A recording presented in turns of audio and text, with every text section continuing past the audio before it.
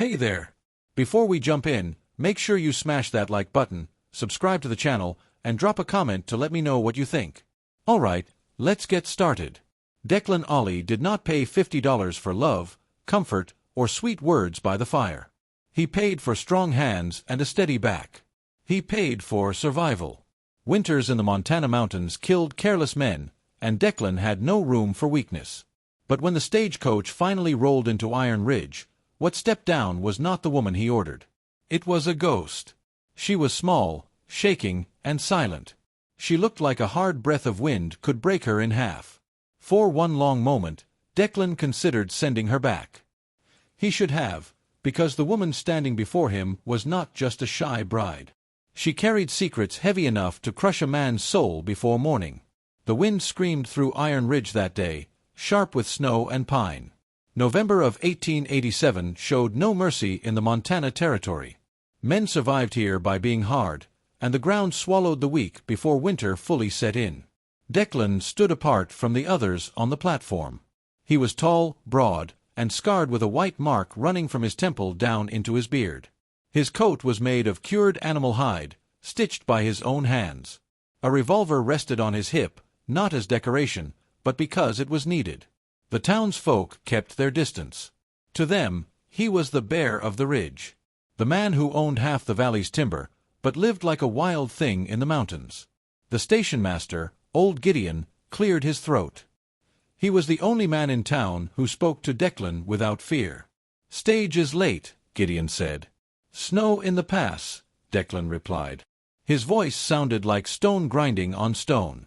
He checked his gold pocket watch, a strange thing in his scarred hand. He did not feel nervous that something tight twisted low in his gut. 2 months earlier, Declan had placed an ad in a Boston paper. He was tired of silence. He needed help curing meat, hauling wood, and surviving the winter. Wanted wife must be strong. Used to hard work and isolation, no romance promised, safety and shelter given for loyalty and labor. He expected a widow or a farmer's daughter, someone rough, someone solid. The train whistle cut through the valley. Steam and smoke filled the air as the iron beast pulled to a stop. Passengers stepped down. Miners, a family heading west. Then the conductor helped the last passenger down. Declan's breath caught. She was tiny, wrapped in a thin gray dress and a worn shawl that did nothing against the cold. A bonnet hid her face. She clutched a battered leather bag with pale, delicate hands. "Mr. Ollie," the conductor called, waving a paper. "Delivery for Declan Ollie. Miss Lydia Hartwell." Declan stepped forward. The crowd parted fast. "You Lydia?" he asked. She looked up slowly. Her face was pale, her eyes gray and wide with fear. She nodded once. "This is wrong," Declan said flatly. "I ordered a working woman." The conductor shrugged. "Paid in full, papers signed. She's yours. Hasn't spoken a word since Chicago." Declan looked back at her. "You mute." Her lips trembled. No sound came out. Declan swore under his breath. He could not send her back. No inn would take her. Another storm was coming. "Fine," he said. "Follow me." He took her bag and turned toward his wagon. He lifted her up without warning, his hands firm around her waist. She flinched hard at his touch. He noticed yet the ride into the mountains was long and silent. Snow thickened. The road narrowed into a scar along the cliff. Lydia sat stiffly, staring into the drop beside them. "Why come?" Declan finally asked. She pulled out a folded note and handed it to him. "I have nowhere else to go. I learn fast. I eat little. Please." The word please was smudged with a tear. By dusk, they reached his cabin. It was built of heavy logs, strong enough to fight avalanches and bears. Lydia stumbled when he set her down. He caught her against his chest and smelled soap and fear. A bruise showed on her cheek. "Who did that?" he asked. She shook her head, backing away. "You're safe here," he said. "Long as you work." Inside, Lydia surprised him. She lit the lamp, fed the fire, and warmed the cabin. She ate quietly, saying a prayer first. You take the bed," Declan said. "I sleep in the loft. No duties." She nodded. That night, the storm came down hard. Wind slammed the cabin. Declan saw movement near the barn and grabbed his rifle. "Lock the door," he told her. He did not see the cougar until it was already in the air. The fight was brutal and fast. Claws tore his coat. Teeth crushed into his arm. Declan killed the beast, but not before it ripped his leg open. Blood soaked the snow. He dragged himself back to the cabin and pounded on the door. Lydia opened it. She did not scream. She pulled him inside with strength he did not expect. She pressed a cloth to his wound, her hand steady. Then she spoke. "Stop moving," she ordered, her voice clear and sharp. "You're bleeding out." Declan stared at her, stunned as the shy, silent bride vanished before his eyes. The Declan drifted in and out of darkness, pulled under by pain and fever.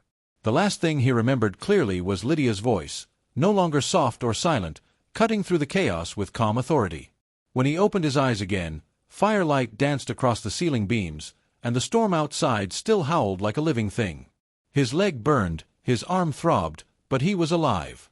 He tried to move and failed. A strong hand pressed his shoulder down. "Don't," Lydia said firmly. "You'll tear the stitches." Her voice was steady, controlled, nothing like the frightened girl who had stepped off the train. Declan turned his head slowly. She knelt beside him, sleeves rolled up, hands stained faintly with dried blood. Her face was pale but focused, eyes sharp and unafraid. "You talk," he rasped. "Yes," she said simply. "Duh. And if you want to keep breathing, you'll listen." She poured water between his lips. He drank, confused and weak. The night stretched on in fragments. Lydia cleaned his wounds again, changed dressings, and forced bitter tea down his throat. She worked without pause, without panic. When the fever took him, she stayed close, cooling his skin, murmuring commands that anchored him to the world. By morning, the storm broke. Sunlight spilled through the frost-covered window. Declan woke to the smell of bacon and coffee. He was in his bed, clean sheets. His leg was wrapped tight and neat, his arm bound carefully. Lydia stood by the stove wearing one of his flannel shirts, sleeves rolled high. She looked exhausted, dark circles under her eyes, but she moved with purpose. "You're awake," she said. "You saved me," Declan replied. "Guh." She nodded once. "Yes." Silence settled between them. Thick, but different now. "You're not Lydia," he said. She met his gaze. "No, my name is Eliza Vance," she continued.